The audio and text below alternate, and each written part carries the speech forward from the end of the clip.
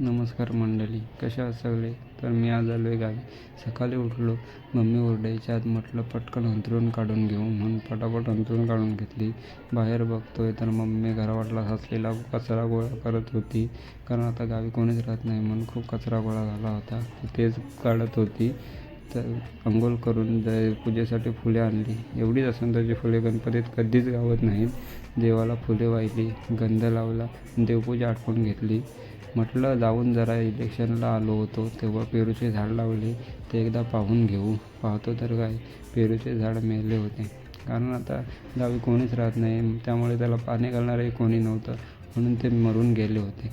पण मात्र हे झाड मात्र खूप मोठे झाले आहे, पण त्याला फुले लागतील ते खूप दूरची गोष्ट. म्हटलं जरा जुन्या आठवणींना उजाळा देऊ म्हणून तसंच उठलो आणि शाळेत जाण्यासाठी निघालो.